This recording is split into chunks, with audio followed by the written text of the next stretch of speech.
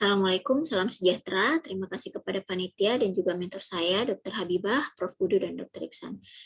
Hari ini saya akan mempresentasikan kasus infeksi CMV atipikal pada pasien non-HIV yang kami terapi dengan injeksi intravitreal ganciclovir. Laki-laki 49 tahun datang dengan keluhan penglihatan kabur dan floaters yang dialami sejak 4 bulan lalu.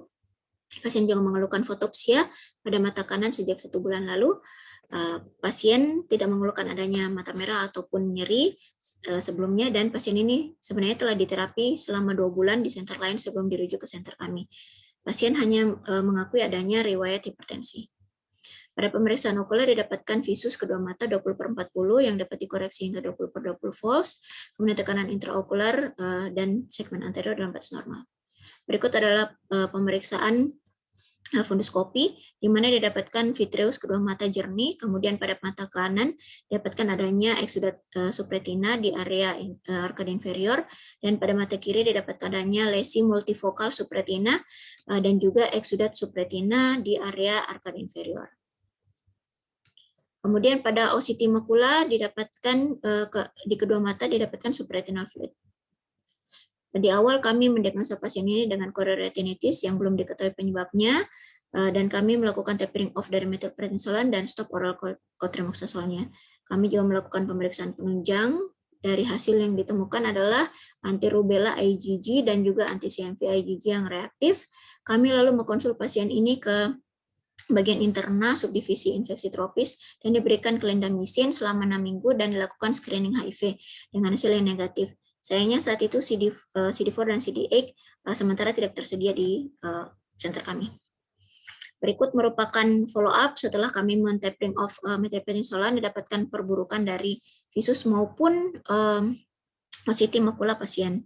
Kami lalu merencanakan untuk pemberian intravitreal ganciclovir.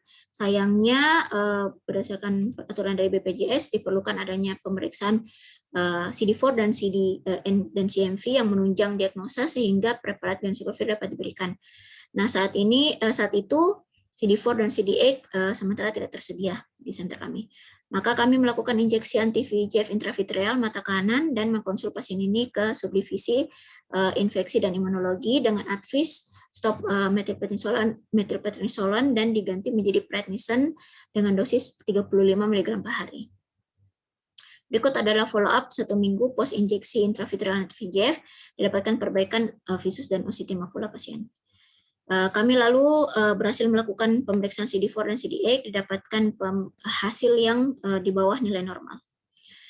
Berikut adalah 2 minggu pos pemberian injeksi anti-VEGF intravitreal dan didapatkan perburukan dari visus maupun OCT makula pasien.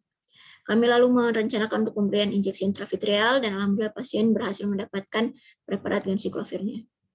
Kami mulai dengan initial dose 2 mg dalam 0,1 cc yang diberikan 2 kali seminggu selama 3 minggu, dan ini merupakan starting point visus dan OCT pasien.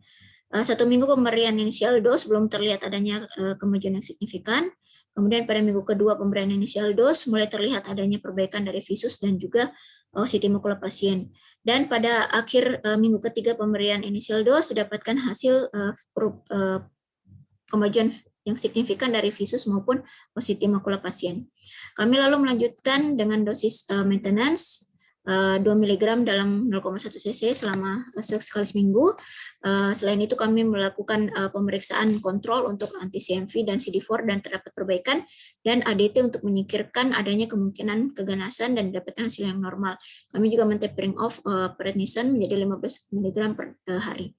Nah, setelah pemberian 2 minggu pemberian maintenance dose, dapatkan perburukan kembali dari OCT makula pasien. Begitu pula setelah 1 bulan pemberian maintenance dose intravitreal ganciclovir.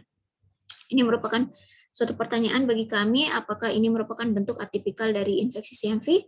Apakah ini murni hanya infeksi CMV atau mungkin ada penyebab lain dari kelainan pasien ini, Dok? Terima kasih.